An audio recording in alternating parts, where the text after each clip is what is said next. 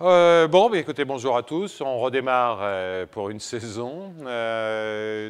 Cette année, pour les habitués, pas de Minfield Games, aussi, il y en aura un peu à la fin quand même, il ne faut pas charrier. Un thème général qui sera sur les équations paraboliques, qu'elles soient linéaires ou non. En fait, équations et systèmes. Donc, il y aura plusieurs temps dans le cours. Le premier temps se portera sur les équations paraboliques. Donc, je vais un peu mettre en place ça ce matin en faisant quelques rappels. Donc, on démarrera réellement la semaine prochaine. Donc, le titre, équations paraboliques. Et en fait, elles seront linéaires. Ça suffira largement. Alors, de quoi s'agit-il? Il s'agit simplement de résoudre, l'équation suivante que je vais écrire de cette manière-là. On va s'habituer aux notations. Bien, alors donc, on pourrait mettre des conditions aux limites, mais ça complique un peu les choses et je ne le ferai pas. Le temps là-dedans sera positif. Ça, c'est une équation qui est du second ordre, puisque U qui est une fonction à valeur réelle. Quand j'écris DI ou DIJ, il s'agit bien sûr de la dérivée par rapport à XI. Quand on voit les indices se répéter, on somme, comme d'habitude. Et l'aspect parabolique dégénéré, j'aurais pu même le rajouter dans le titre, puisque je veux toujours pouvoir traiter des situations qui ne sont pas nécessairement, disais-je, nécessairement uniformément paraboliques ou un opérateur qui n'est pas uniformément elliptique. En d'autres termes, je veux simplement supposer que les AIJ sont une matrice symétrique, positive ou nulle. Bien.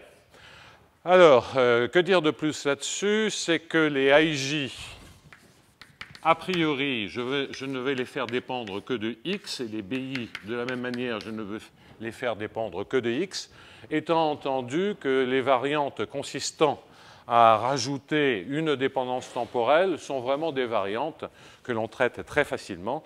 En général, tout ce qu'on sait faire avec quelque chose, c'est même plus qu'en général, tout ce que je vous raconterai s'adapte très facilement à une dépendance en T, avec une dépendance dans laquelle on demande à ce que toutes les constantes des hypothèses sont faites de manière intégrable en temps, voire donc dans L1 en temps un peu partout, ou dans L infini en temps, suivant les situations.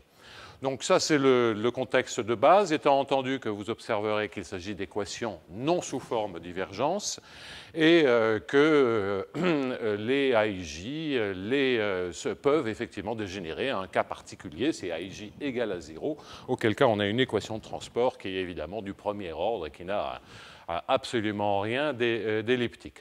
Alors, que dire de plus? J'ai déjà expliqué la simplification consistant à omettre une dépendance éventuelle en temps des coefficients.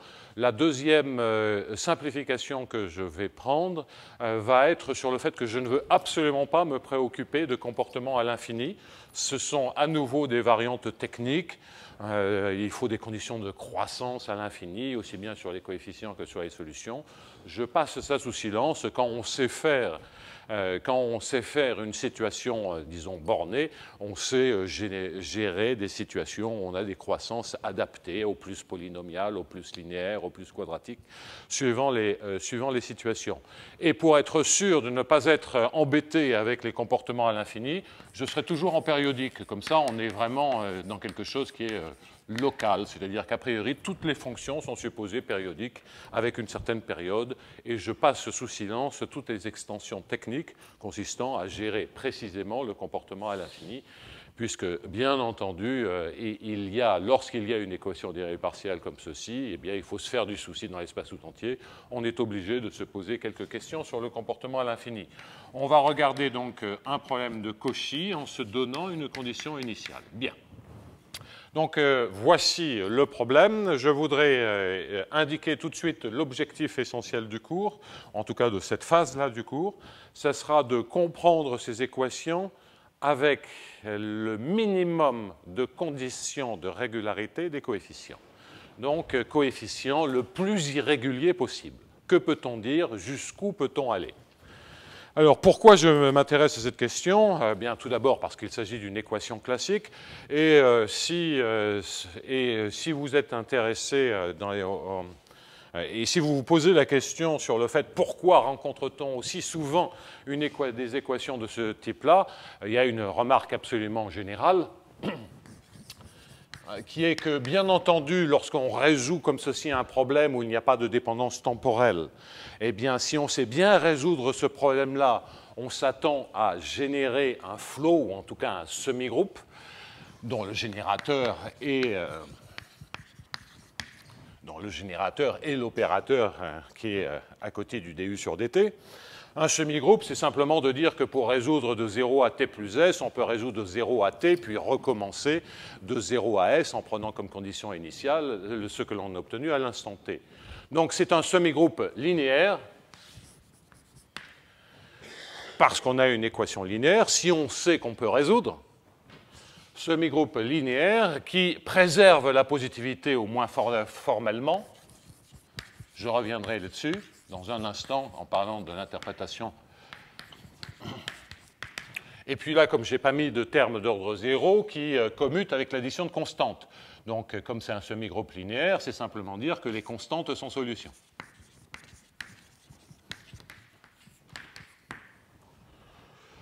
Bon, eh bien, avec des hypothèses modérées, modiques, essentiellement très très peu, il faut simplement préciser un cadre fonctionnel, ça entraîne, si vous avez ces propriétés-là, donc un semi-groupe, c'est cette propriété de, je dirais, de permanence et de renouvellement au cours du temps, c'est une hypothèse que l'on rencontre dans tout un tas de contextes, la linéarité, bon, certes, préserver la positivité, OK. Donc ce sont des hypothèses très naturelles, et ça entraîne qu'on a des équations de ce type-là, éventuellement avec des termes non locaux de ce type, avec éventuellement en plus des termes non locaux que je n'aborderai pas, que l'on pourrait d'ailleurs aborder avec des techniques, mais ça, j'y ai pas du tout réfléchi, donc je supprime les termes non locaux et je me concentre sur les parties, je dirais, complètement locales. Bien. Donc, ceci peut vous aider à comprendre qu'effectivement, on trouve ce genre d'équations dans une grande variété de domaines, parce qu'il s'agit simplement de, effectivement, retrouver l'hypothèse la plus importante là-dedans par rapport à tout un tas d'autres modèles mathématiques, c'est préserver la positivité. Alors, préserver la positivité de la condition initiale, si U0 est positif ou nul, ça reste positif ou nul. Et ça, cela correspond, bien, dans l'équation de la chaleur, à dire que plus on chauffe, plus la température monte. Si, a priori, on ne chauffe pas, la température reste constante, disons 0. Et si on se met à chauffer, la température augmente. C'est, en finance, dire, dans les modèles phénoménologiques de la finance, c'est de dire que plus on a un contrat d'assurance qui vous donne de meilleures garanties, plus la prime d'assurance doit être grande. Donc, en particulier, si vous avez une garantie, si on est prêt à vous rembourser s'il se passe quelque chose, à ce moment-là, vous devez payer quelque chose, c'est préserver la positivité.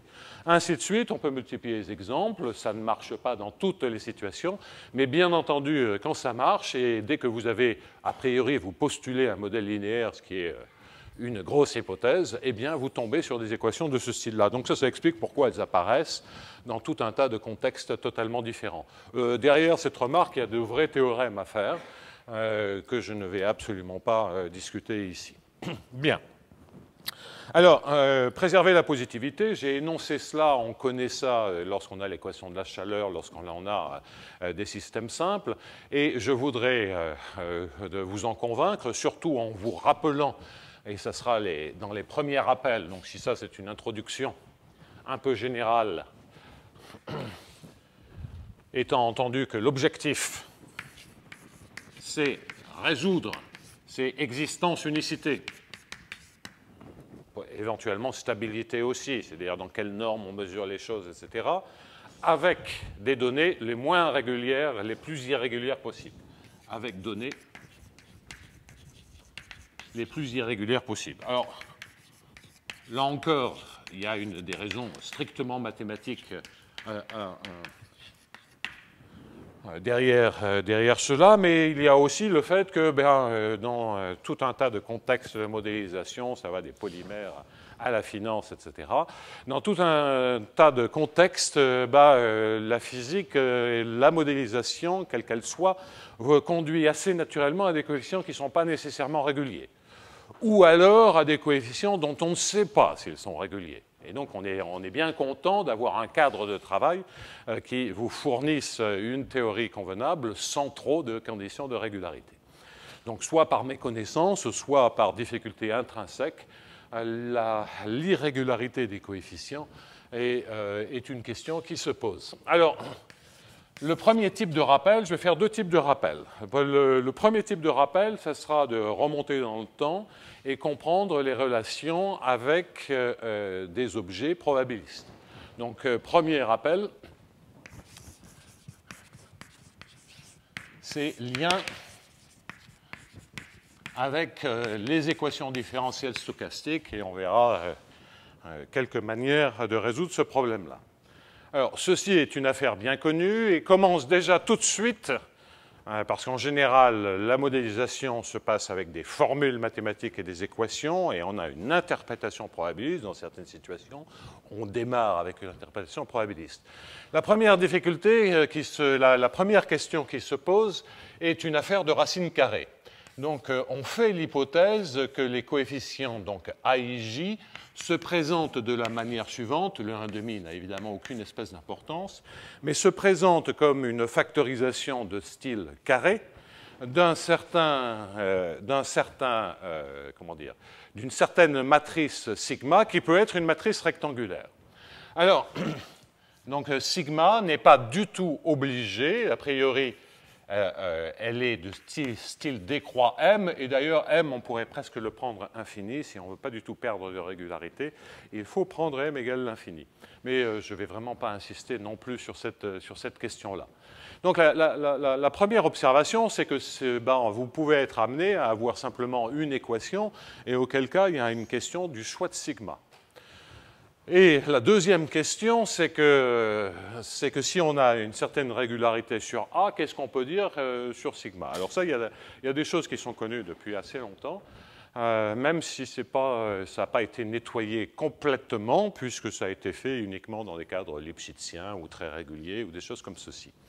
Alors, peut-être de manière un petit peu rapide. Pour l'instant, je vais supposer cette factorisation. Je reviendrai sur quand est-ce qu'on peut faire la factorisation ou pas. Et qu'est-ce que l'on peut extraire comme régularité?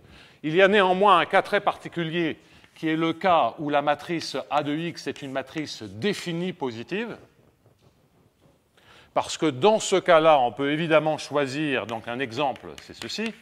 On peut évidemment choisir un sigma qui est simplement une matrice carrée et qui est la racine carrée strictement positive de la matrice symétrique, auquel cas, la fonction racine carrée, ça marche sur les matrices comme sur les réels, préserve exactement, absolument toutes les régularités que l'on peut avoir sur A, dans n'importe quel espace correctement fichu.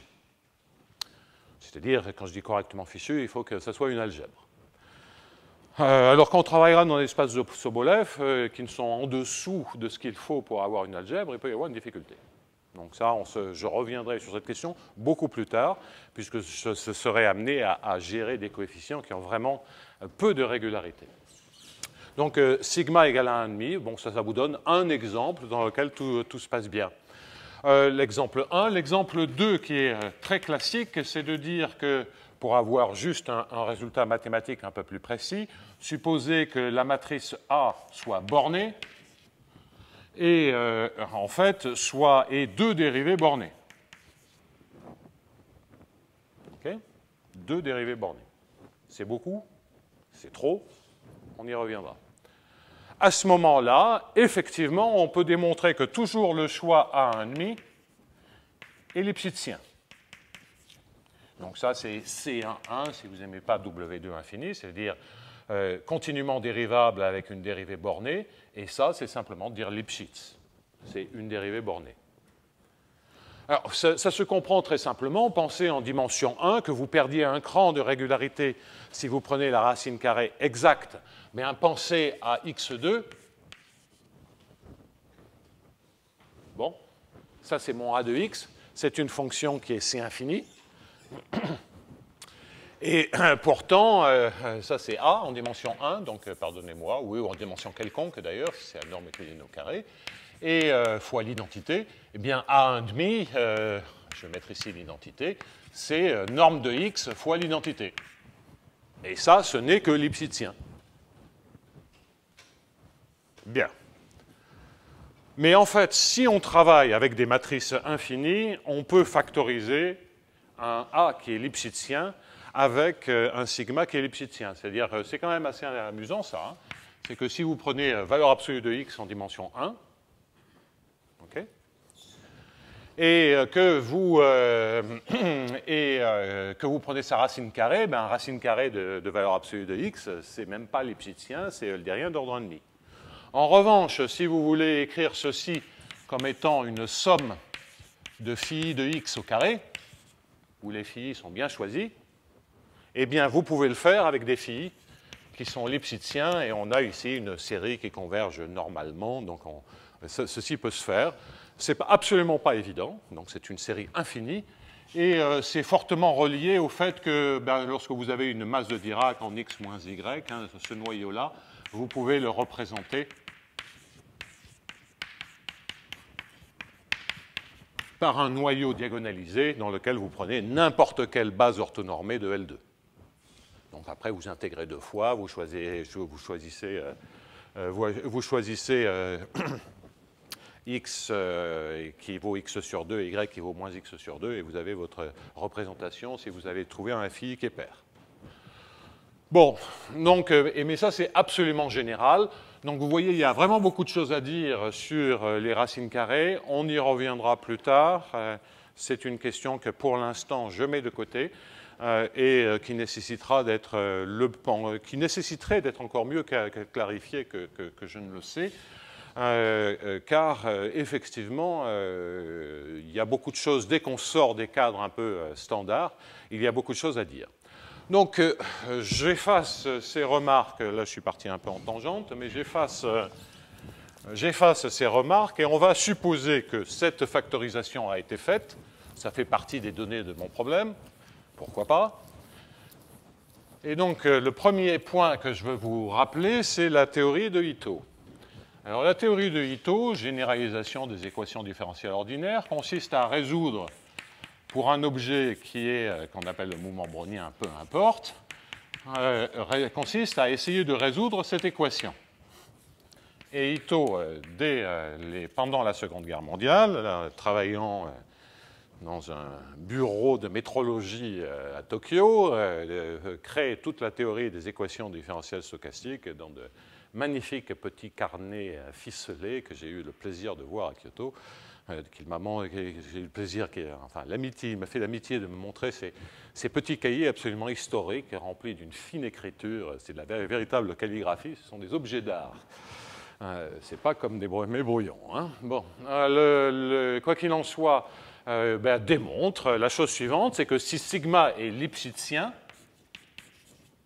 B est Lipschitz, il existe une unique solution de cette équation différentielle stochastique, totalement classique, totalement élémentaire dès que vous avez ce qui s'appelle la formule de Ito. Si vous n'êtes pas familier avec les probas, pensez la théorie de Cauchy-Lipschitz pour les équations différentielles ordinaires. C'est une situation où on sait bien qu'il existe une solution unique.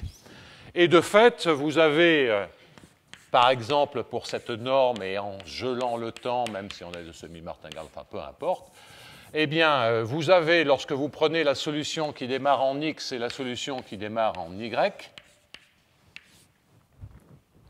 et que vous mesurez les écarts, vous appliquez la formule de Ito, pensez toujours pareil si vous aviez un b, vous prenez le dérivé d sur dt de ceci, d sur dt de ceci, bien, je vais d'ailleurs l'écrire comme ceci, bien, d sur dt de ceci, lorsque vous n'avez qu'un b, vous utilisez la constante de Lipschitz et vous avez une majoration uniquement en fonction des coefficients qui vous donnent cette information sur les écarts qui, en particulier, vous montrent l'unicité. Et donc, en particulier, vous en déduisez que E de Ex, xt moins xyt se majore par e puissance c0t. Vous avez donc non seulement l'existence et l'unicité, mais vous savez de combien les trajectoires peuvent s'écarter en fonction de constantes qui sont des constantes de Lipschitz pour sigma et de monotonie sur B, si on veut même affiner un tout petit peu le caractère lipschitzien, mais peu m'importe. Ça reste le même principe de démonstration. Alors, plusieurs remarques à dire là-dessus. C'est que non seulement on a une majoration, en travaillant beaucoup plus, on a aussi une minoration. C'est-à-dire que c'est vraiment du même ordre de grandeur. Alors, pour se convaincre de ça, c'est pas totalement inutile de dire, bien, qu'est-ce qui se passe si je prends y égale x moins h fois xi, xi étant éventuellement un vecteur unitaire, c'est une dérivée directionnelle. J'ai à droite quelque chose qui est d'ordre h2, puisque ça fait qui est exactement h2 multiplié par e puissance c0t. Je peux diviser par h, et j'en déduis donc que quelque chose, et je vais mettre ça entre guillemets, qui est l'espérance de dx sur de dxt par rapport à dx. Donc ça, c'est la matrice jacobienne, entre guillemets. Ça vous dit que c'est lipschitzien, donc on peut espérer, en tout cas en moyenne, à un sens L2, qui est une dérivée. J'ai envie d'appeler ça dxt sur dx dans la direction xi. Si j'élève ça au carré, eh bien j'ai une majoration en norme L2 par rapport à l'espace de proba en e puissance c0t. Bon. Plusieurs remarques là-dessus, c'est que formellement, là, ce qu'on est en train de gérer, lorsque je regarde cette quantité z de t ou yt, bien, ce que je suis en train de gérer, c'est le flot tangent en dérivant dans la direction xi. Et donc, je suis en train de gérer dy égale sigma prime x scalaire y, enfin, appliqué à y, dwt, plus b' de x, appliqué à y, dw, avec y0 égale xi, c'est la dérivée de x dans la direction xi. Alors ça, c'est vrai, et c'est connu. Si sigma et b sont, disons, réguliers, C1 ou plus, mais sinon, il y a un problème. Qu'est-ce que ça veut dire? Okay. Donc ça, c'est formel. Alors, on verra beaucoup plus tard qu'en fait, ce n'est pas formel. On peut donner un sens à toutes ces expressions, mais il faut faire attention parce que quelle est la difficulté? C'est que sigma prime n'est pas défini partout. Il est défini presque partout. Et donc, il ne faudrait pas que grand X vive sur des espaces de mesure nulle, ou passe beaucoup de temps sur des espaces de mesure nulle. Et en plus, ça peut se produire. Pourquoi? Parce que si je prends sigma égale b égale 0, je ne bouge pas. Et donc, si je démarre sur un espace de mesure nulle, je vais rester tout le temps là. Donc, il y a intrinsèquement une difficulté. En même temps, si je prends sigma et b égale à 0, je n'ai pas de problème pour définir sigma prime. Donc, d'espérer que ça vive sur un espace de mesure nulle, ça ne marche pas. Mais en revanche, c'est sigma prime de x où x résout une certaine équation. Donc, il y a beaucoup plus de structures. Donc, en fait, il se trouve que ça fait partie, ça c'est, à nouveau, si vous prenez x et y, c'est un processus couplé. Donc, quand j'aurai expliqué les relations avec les équations paraboliques, j'aurai automatiquement une situation avec des coefficients qui sont peu réguliers. Donc, de gérer des équations paraboliques peu régulières, ça permet aussi de gérer les flots tangents ou les équations satisfaites par les gradients. J'y reviendrai par la suite. En tout cas, si c'est régulier, ceci est vrai. Et puis, je vous signale, ça c'est un exercice sur les semi-martingales, qu'il est également vrai qu'on a une minoration dans L2 de cette jacobienne. Bon. Alors déjà, là, quand je dis rappel, c'est plus du tout dans la théorie de Ito. Les flots tangents, c'est plus dans les années 70-80 avec Kunita, etc., avec pas mal de régularité. Parler d'un flot tangent sur sigma et b Lipschitz, c'est nulle part. Et cette minoration, les gens c'est contenu dans des choses un peu plus généraux quand on parle de flot de difféomorphisme.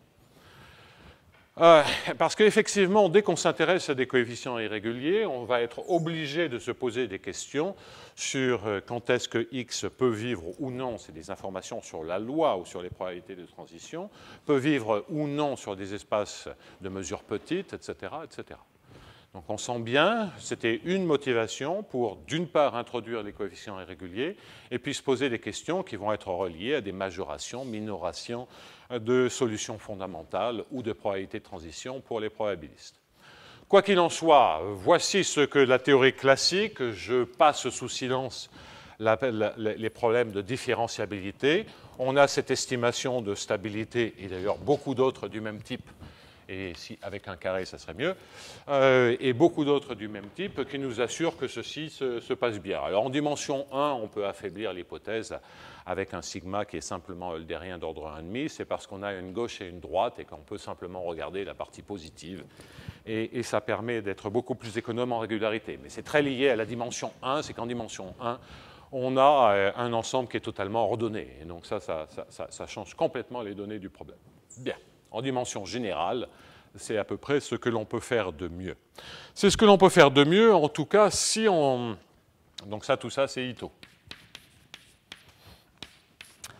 C'est ce que l'on peut faire de mieux si l'on s'intéresse à la résolution, comme on dit, forte, c'est-à-dire dans un espace de probabilité équipé d'un certain brownien, on résout cette équation différentielle stochastique. Quel est le rapport maintenant, si on s'arrête là, toujours avec la formule de Ito, quel est le rapport entre l'équation qui est là-bas et la résolution d'équations différentielles stochastiques? Eh bien, c'est que formellement, U de x et de t, donc ça c'est formel, on s'attend à ce que E de U de x et de t soit l'espérance de U0 de xt. Et pour rappeler que je démarre au point x, si j'ai pris cette formulation du problème, je mets un petit x, il n'y a une seule espérance, je suis dans un espace de probabilité fixé, mais je rappelle avec un petit x que je prends les trajectoires qui émanent du point x.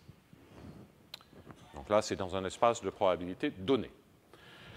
Alors, ça, c'est une représentation qui est formelle. Si vous voulez comprendre pourquoi ceci est vrai, pardonnez-moi, c'est une généralisation au cas stochastique de ce qui est totalement classique et bien connu depuis au moins Liouville pour les systèmes dynamiques. C'est qu'associé à un système dynamique, si on transporte les valeurs par le système dynamique, on résout, c'est-à-dire en prenant U en x, c'est U0 de xt, où xt est la solution d'un système dynamique, eh bien l'équation que l'on résout est une équation de transport, fait dont Liouville s'est servi, je ne suis même pas sûr que ce n'était pas connu avant. Donc, quoi qu'il en soit, ça c'est le cas non stochastique, A égale à 0, et dans le cas stochastique, on récupère un terme d'ordre 2 et de cette forme-là, simplement à cause de la formule de Ito et des propriétés du mouvement brownien, qui est un processus à variation indépendante et dont les propriétés fondamentales sont d'être une gaussienne centrée pour chaque t est telle que E de wt carré soit égal à t.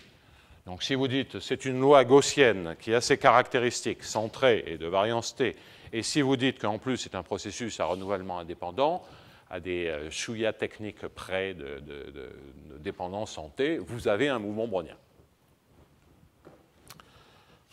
Bien. Donc, le fait que vous voyez qu'il se comporte en temps petit, en moyenne, comme racine carrée de t, veut dire que dans les développements limités, lorsque vous écrivez une loi de conservation, et c'est une loi de conservation de dire U de xt égale U0 de xt, vous savez que infinitésimalement, un certain générateur s'annule, c'est l'équation de Liouville. Bon, infinitésimalement, c'est faire un développement limité. Faire un développement limité, vous devez le faire à l'ordre 2 pour aller obtenir le premier ordre en temps. Faire un développement limité à l'ordre 2 vous conduit à des dérivées secondes. C'est ça, ça explique pourquoi, lorsque vous avez un mouvement brownien, vous récupérez des équations avec des dérivées secondes. Donc tout ceci, c'est entièrement classique et je ne suis pas censé faire des choses classiques dans mon cours. Bien. Donc ça, je le considère comme bien maîtrisé, bien connu. Je vous ai simplement expliqué pourquoi il était naturel de récupérer quelque chose comme cela. Alors ça, c'est formel parce qu'effectivement, pouvoir vérifier ceci nécessite de savoir que l'on a de la régularité sur U pour pouvoir justement parler de dérivées secondes. Et là, tout de suite, il se pose des petits soucis. Ce que les probabilités vous donnent lorsque vous regardez ceci et lorsque vous prenez la formule qui est là précédemment, ça vous dit que le U est lipschitzien. Et lipschitzien, si vous regardez l'équation parabolique, ben, ça ne suffit pas, il y a des dérivées secondes. Donc déjà là, il y a un petit malaise. Okay?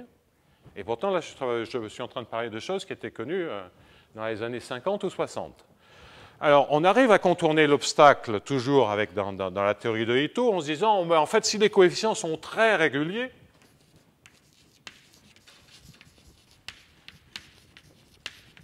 de la même façon que lorsque vous résolvez une équation différentielle ordinaire, bien, la solution d'une équation différentielle ordinaire par rapport à ses conditions initiales est aussi régulière que les coefficients, eh bien, pour les probas, c'est exactement la même chose. Et donc, en fait, vous pouvez dériver une fois grand X, c'est le flot tangent, mais vous pouvez dériver 2 fois, 3 fois, etc. Donc, ce n'est pas fait comme ça dans la littérature, mais si vous les prenez W2 infini, si vous examinez, et là encore, c'est vraiment pas ça qui m'intéresse, si vous faites les choses les plus finement possible, si vous supposez que sigma et B sont W2 infini, vous en déduisez que la formule qui est là, en dérivant sous le signe somme, si vous voulez, sous le signe espérance, vous en déduisez que U est dans W2, 1, c'est beaucoup plus difficile en temps, en X et T, c'est-à-dire 2 dérivées bornées en X, une dérivée bornée en T.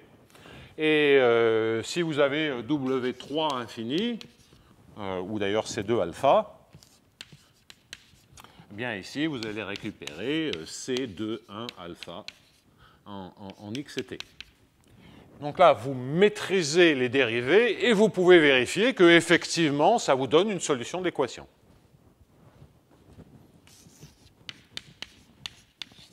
Classique dans le cas de C2 alpha et presque partout dans le cas W2 infini. L'unicité ne pose absolument aucun problème, c'est de la vérification. Vous avez une solution régulière de l'équation, vous vérifiez. Donc là, la solution de l'équation, existence et unicité. Alors, cela dit, si on s'intéresse à l'équation, l'observation d'après, là, ça, c'est Strouk et Varadhan, mais de parler de Strouk et Varadhan sans parler de Krylov serait une escroquerie, puisque les résultats essentiels de Strouk et Varadhan reposent sur des estimations complexes qui sont d'une part Egmont Douglas-Nirenberg d'un côté et d'autre part Krylov de l'autre. Donc, la théorie du problème des martingales. Alors là, je n'ai pas trop le temps de me lancer là-dedans, mais l'idée fondamentale qui est la suivante, c'est que supposez que vous ayez une fonction régulière en t et en x, je l'appelle phi, et que vous regardez ce que fait la variation, que vous appliquiez la formule de Ito à ce bazar-là. Vous allez récupérer devant un dt ou derrière un dt, dφ sur dt, vous allez récupérer un b gradient phi, et vous allez récupérer le 1,5 de aij dij phi. Donc ça, c'est la formule de Ito. Et ce que vous récupérez devant le dw, c'est quelque chose qui ressemble à sigma transposé gradient phi. Bien. Donc, ce que cela vous dit, c'est que si vous regardez phi moins l'intégrale de 0 à t de cet opérateur,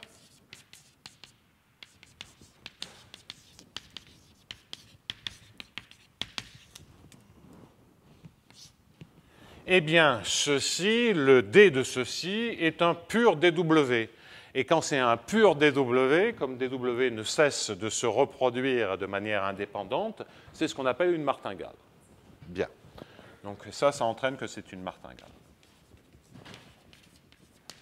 Et donc vous voyez, je ne veux vraiment pas faire toute la théorie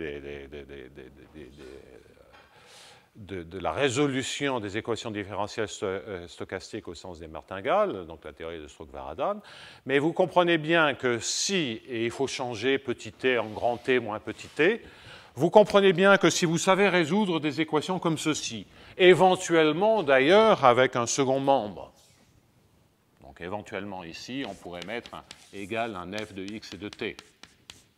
Si vous savez bien résoudre ce genre d'équation, eh bien la formulation martingale devient pratiquement de dire je prends des solutions de l'équation. Et le long des solutions de l'équation, j'ai certaines quantités qui sont des martingales. Donc là, on voit effectivement beaucoup mieux une relation entre équation et résolution probabiliste. Et cette résolution probabiliste omet complètement, quand on vous dit une martingale, il n'y a plus que la probabilité qui intervient. Et là, vous ne cherchez plus des trajectoires à un processus stochastique, vous vous intéressez à la loi Px pour éventuellement la solution qui démarre à l'instant x. Donc, c'est ce qu'on appelle la résolution en loi. On cherche la loi du processus et on ne cherche plus complètement l'aspect trajectoriel. Donc on ne s'intéresse qu'à la loi du processus. Et ce qu'on voit, c'est que caractériser la loi du processus est intrinsèquement lié à résoudre ces équations paraboliques. Ici, on avait une interprétation trajectorielle de l'équation parabolique qui, si on la maîtrise, conduit à une solution, tandis que là, on est beaucoup plus proche d'une équivalence entre les deux notions. Alors, on voit bien que donc tout tourne à comprendre des objets comme ceci, c'est-à-dire les relations qu'il peut y avoir, parce qu'a priori, si vous connaissez les solutions de l'équation parabolique, ça veut dire que vous maîtrisez toutes ces expressions pour n'importe quel U0. Maîtriser toutes ces expressions pour n'importe quel U0, c'est connaître la loi de xt à l'instant t. Or, si vous rajoutez un plus que c'est un processus de Markov continu, ça veut dire connaître la loi complète. Donc déjà, comprendre toutes ces expressions pour des U0 réguliers suffit normalement, en théorie, à identifier la loi. Donc on voit bien qu'effectivement, entre équation parabolique et la résolution en loi, déterminer la loi, par le passage de ces formules, sont des points de vue, si on sait faire l'un, on doit savoir faire l'autre. Bien.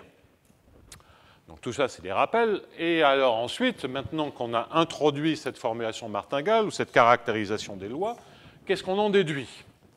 Si on se concentre sur l'existence et l'unicité, la principale observation de Strock et Varadhan, après il y a des résultats d'existence sans unicité, mais je ne veux pas du tout rentrer là-dedans. La principale observation est de dire que si je prends un B qui est borné, et si je prends un A qui est strictement positif, c'est-à-dire uniformément elliptique, et qui est continu, alors il existe une unique solution du problème de martingale, la loi est caractérisée, et que c'est équivalent aux résultats qui essentiellement viennent de ADN, c'est-à-dire Egmont-Douglas-Nirenberg, qui consiste à dire que si je prends un U0 qui est régulier, alors c'est dans un espace, normalement c'est les espaces de traces en zéro, de W21P, donc vous ne voulez pas savoir ce que c'est des espaces fractionnaires, c'est des espaces d'interpolation, peu importe. C'est vraiment pas ça le point important. Alors, vous avez une solution U qui est dans W21P, quel que soit P fini. Donc ça veut deux dérivées qui soient LP intégrables en X, une dérivée qui soit LP intégrable en temps, et ce, quel que soit P dans l'infini. Donc c'est, à un moment donné, dans la démonstration, si on élimine tout tout le fatras de localité, etc., si vous n'avez pas de problème de comportement à l'infini, eh bien, à un moment donné, boum, on se sert du gros théorème d'Egmont-Douglas-Nirenberg. Et ce qui d'ailleurs ne suffit pas tout à fait, parce que comme on n'a pas des dérivées continues, il faut être sûr qu'on ne passe pas de temps sur des ensembles de mesures nulles, et passer des temps sur les ensembles de mesures nulles, ben là on se sert encore de résultats, soit sur les solutions fondamentales, soit le lemme de Krylov. Donc c'est en fait un point de vue probabiliste qui a eu un succès considérable, mais tout le cœur de l'affaire, ce sont des estimés difficiles, qui sont d'une part Egmont-Douglas-Nirenberg, et puis plus marginalement Krylov. On peut contourner Krylov. Mais Egmont-Douglas-Nirenberg est incontournable. Donc on se sert des EDP pour obtenir ce résultat probabiliste. En particulier, je vous dis et je vous indique que ça nous donne la résolution dans le cas uniformément elliptique, et c'est classique, c'est une équation uniformément parabolique. On a des solutions qui sont au mieux avec deux dérivées qui sont intégrables à n'importe quelle puissance en x, une dérivée qui est intégrable à n'importe quelle puissance en t, et à ce moment-là, il n'y a plus de souci pour parler de cette équation, parce qu'on a deux dérivées secondes dans LP, les AIJ sont continues, donc ça c'est dans LP, ça c'est dans LP, du sur dt est dans LP, et on a une fonction dans LP, dans n'importe quel LP, qui est nulle presque partout. Donc, ça nous donne en même temps une résolution de l'équation parabolique dans le cas uniformément elliptique. Et puis, si on veut plus de régularité sur la solution, il faut imposer plus de régularité sur les coefficients. Donc ça, c'est la théorie classique uniformément elliptique. Et ça vous donne, et là, résolution complète en loi. Même dans le cas uniformément elliptique, ça m'a toujours un peu surpris de voir que il y avait plein de trous, bien que ce soit complètement classique. Le trou, il est ici. C'est-à-dire qu'on va maîtriser cela sur U0. Bon. Si un U0 est régulier, qu'est-ce qui se passe si U0 n'est pas régulier? Donc déjà, on pourrait dire simplement continu. Ça encore, on peut s'en tirer avec les solutions de viscosité, j'y reviendrai dans un instant. Mais même moins que continu. Si je le prends L1, si je le prends L2, qu'est-ce qui se passe? Ben, il y a un problème. Il y a un problème, et si on veut contourner le problème, parce que déjà, si on prend L1, L2, qu'est-ce que ça veut dire, le U0 de xt, sur la formule probabiliste? Et là, on s'aperçoit qu'on est en train de demander des choses beaucoup plus précises sur la loi, et donc là, il faut que j'explique un peu les mécanismes de solution fondamentale. C'est que lorsque tous les coefficients sont réguliers, lorsque tout se passe très bien, on a, et même il y a la théorie des noyaux, donc on pourrait faire ça, de Laurent Schwartz, on pourrait faire ça de manière beaucoup plus générale. On s'attend, en tout cas, dans le cas uniformément elliptique, avec beaucoup de régularité, cela se démontre, on s'attend à ce que U soit donné par l'intégrale d'un certain noyau. Et ça, c'est simplement la solution fondamentale de l'équation, c'est-à-dire la solution dans laquelle y est un paramètre et dans lequel le U0, entre guillemets, c'est la masse de Dirac au point y. Pardon. Donc effectivement, si vous savez gérer des masses de Dirac, vous savez gérer L1. Donc la question qu'on se pose sur L1, même dans ce cas-là, ce sont des questions sur les solutions, c'est vraiment des questions sur les solutions fondamentales. Et évidemment, ça c'est la probabilité de transition du processus, c'est la proba que xt parte de x et atterrisse en y.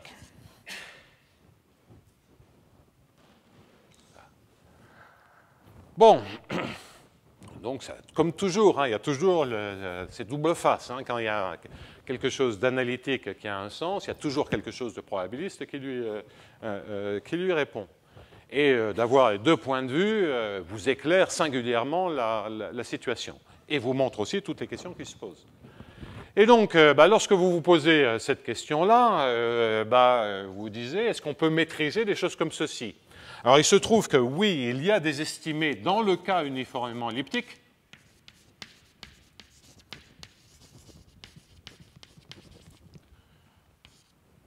Et dans le cas dégénéré, c'est encore plus compliqué. mais ça j'y viendrai dans un instant, je ferai encore une remarque. Il y a des estimées qui sont essentiellement des estimées gaussiennes. C'est bien connu, donc il y a des choses dans le bouquin de Friedman, etc. Je ne sais même plus qui l'a fait en premier. Si on était sous forme divergence, ce serait les estimées dites d'Aronson. On a des estimées dans le cadre uniformément elliptique sur la loi, sur les probabilités de transition, sur la solution fondamentale, qui vous disent que ceci a bien un sens, et c'est quelque chose de régulier. Ça ne vous dit pas comment vous résolvez le dp. Ça vous dit que pour les temps ultérieurs, on a une solution qui est comme si la donnée initiale était, disons, bornée ou continue.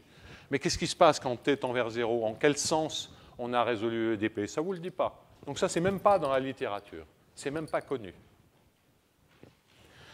En plus, on sent bien que ça dépend aussi des informations que l'on veut demander sur la fonction en x et t. En plus, des estimés comme cela nécessitent de l'uniforme ellipticité.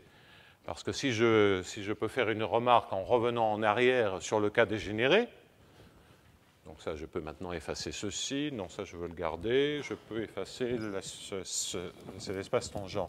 Donc la remarque, c'est quand même le cas totalement dégénéré qui consiste à prendre sigma égale b égale à 0, auquel cas xt est égal à x.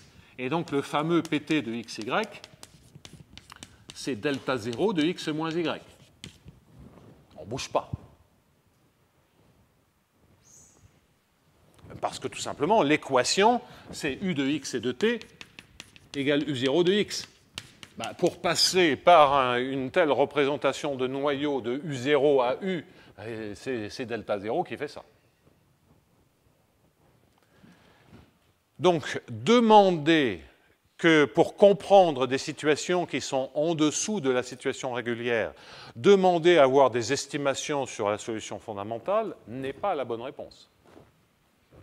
Puisque là, on a un exemple où tout se passe bien, puisque la solution, c'est une isométrie dans n'importe quel espace fonctionnel. On ne bouge pas. Et il n'y a aucune estimation possible sur la solution fondamentale. Ou alors, c'est une estimation de noyau. C'est-à-dire, c'est une estimation de l'opérateur. C'est-à-dire, on résout le problème. Donc, tout ça pour dire que les gens, effectivement, se disent, oui, on peut maîtriser la manière dont ça passe de L2 à L2, mais on le fait par une méthode qui n'est pas la bonne méthode. Puisque dans un cas trivial, cette méthode s'effondre. Alors, ça fait beaucoup je conçois bien que je suis en train de dire beaucoup de choses. Après, on va ralentir et prendre chacune de ces questions et les décortiquer. Mais je voulais vous montrer, même en rappelant des choses aussi classiques que la résolution des équations paraboliques uniformément elliptiques, comment on arrive rapidement à des démonstrations qui ne sont pas si simples que ça, parce que des estimés sur les solutions fondamentales, des estimés ponctuels sur les solutions fondamentales, ce n'est pas simple. C'est à coup de paramétriques, etc. C'est pénible, et en plus, ce n'est pas la bonne approche. Confère le cas dégénéré. Bon, alors on va continuer, et en maintenant sur les aspects, les premiers rappels probabilistes, je pense que ça suffit, et je vais maintenant passer au rappel de mettre le pendant de ceci dans les rappels. Donc le point 3, ça sera les rappels par EDP.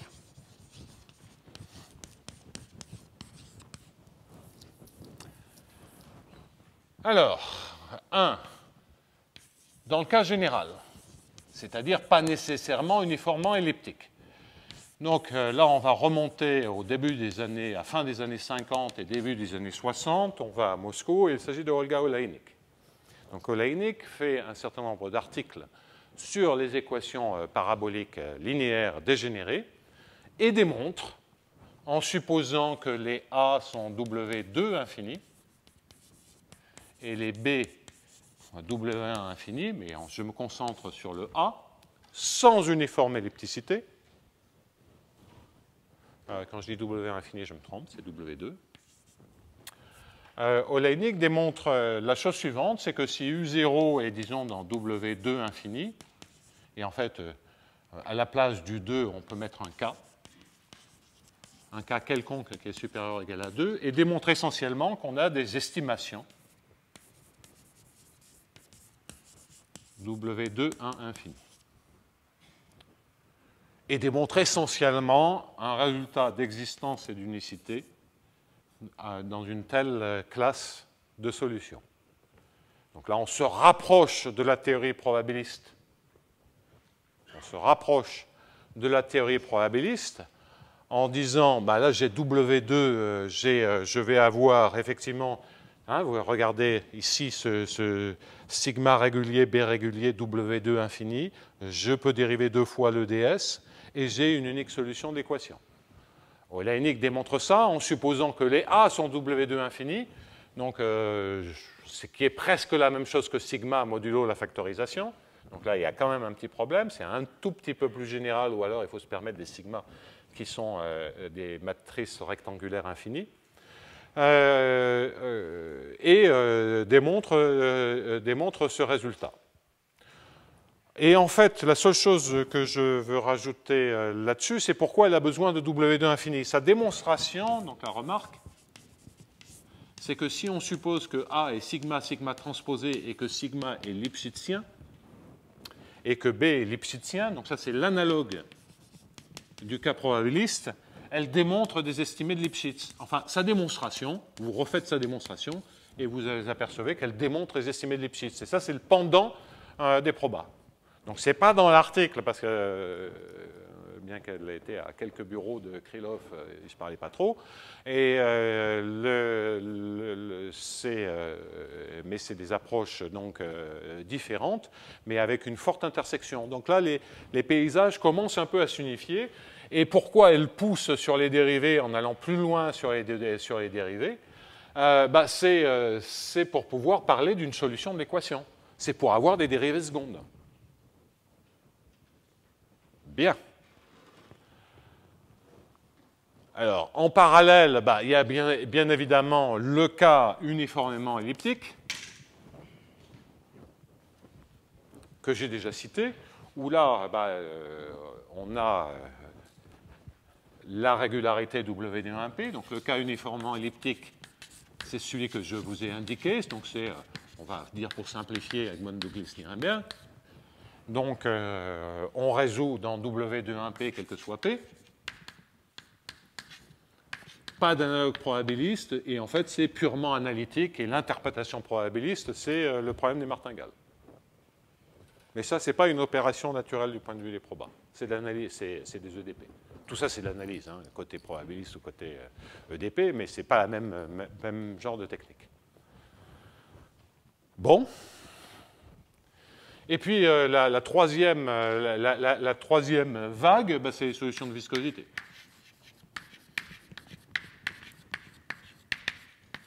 Qui se rapproche, en fait, beaucoup plus de la théorie de Ito, et dans lequel les arguments clés de cette majoration se retrouvent dans la démonstration de l'unicité des solutions de viscosité.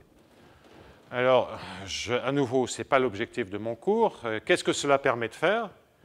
Cela permet de dire que si sigma et B sont lipschitziens, ou dans le cas uniformément elliptique, avec des coefficients continus, donc sigma et B lipschitziens, ou dans le cas uniformément elliptique A continu, en prenant un U0 qui est simplement continu, alors on sait dire qu'il existe une unique solution qui est continue. Donc là, là où on gagne beaucoup d'informations, c'est sur le U0, hein, et on n'a pas besoin de faire des hypothèses plus fortes sur le A. Donc ça, c'est à travers les solutions de viscosité. Et donc, si vous voulez, quand j'arrive au terme de ces rappels sur les équations paraboliques, que doit-on retenir? Donc, en conclusion, c'est que ce qui est connu pour un cadre comme ceci,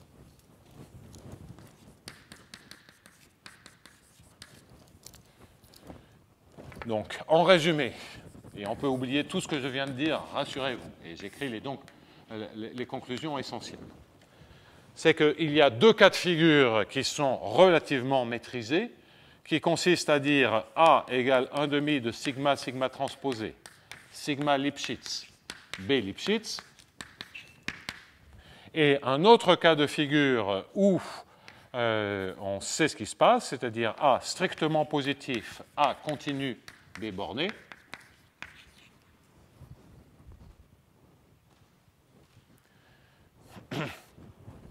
Et qu'au mieux, on sait dire qu'il existe une unique solution U continue si la condition initiale est continue. Et que, bon, donc dans Oleinik, on a Lipschitzien, si sigma est Lipschitzien, avec les solutions de viscosité aussi, avec les probas aussi, et que on sait qu'on peut a priori définir l'espérance de U0 de xt, définir par continuité U de x et de t, dans le cas uniformément elliptique, par des estimés difficiles sur la solution fondamentale. Donc c'est ça le paysage. En revanche, si vous dites, même dans le cas uniformément elliptique, je résume, il y a beaucoup d'autres informations, mais ce sont les informations essentielles. En revanche, si vous voulez vous poser la question, dans des cadres comme ceci, est-ce que je peux descendre en régularité sur U0 ? Bon. Ben, là, il n'y a rien. Si je veux travailler dans W1P, dans LP, dans L1, qu'est-ce que je sais faire ? Ben, je ne sais pas. Si vous voulez descendre donc ces premières directions, on sent bien qu'il y a des choses, qui sont là, mais on ne sait pas très, ce sont des choses pas connues, et c'est un des objectifs du cours. L'autre, et c'est l'objectif principal du cours, c'est de se dire qu'est-ce qui se passe si je veux maintenant réduire la régularité sur A et B. Et motivation extrêmement variée, je vous en ai signalé une à travers le flot tangent lorsque sigma et B sont Lipschitz. Est-ce qu'on peut déjà parler d'un flot tangent? Est-ce qu'on peut parler d'une équation tangente? Tout dérivé par rapport aux paramètres, c'est quand même extrêmement utile. Donc voilà les objectifs du cours. On verra que tout ceci, ça ne sera pas gratuit, mais bon... on avancera petit à petit sans que je prétende tout connaître. Il y a parfois des conditions géométriques extrêmement curieuses que je ne comprends pas très bien. Alors, il y a un dernier rappel que je veux faire, après le rappel sur les EDP, c'est que donc cet objectif qui consiste à réduire la régularité,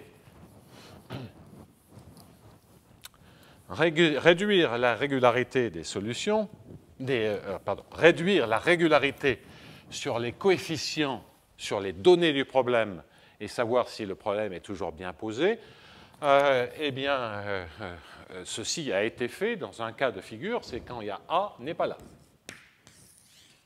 Donc maintenant, je prends A égale à 0. Bon, alors donc ça, c'est ce qu'on avait commencé il y a longtemps avec Diperna. Et donc, il s'agit de la résolution d'équations de transport. Donc là, je voudrais effectivement vous rappeler ceci, et les rappels seront achevés.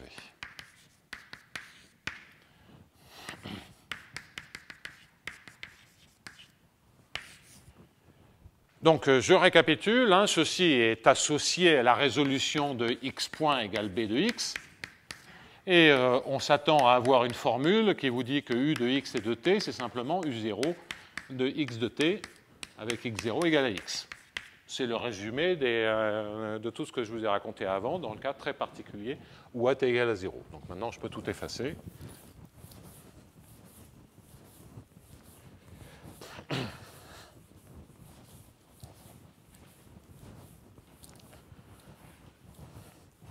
Alors, bien entendu, lorsque vous vous intéressez aux équations de diffusion comme ceci, il y a un sens privilégié du temps. Hein, c'est la chaleur s'écoule à partir d'une source ponctuelle de chaleur. Il est difficile de faire revenir la chaleur à l'intérieur de la source.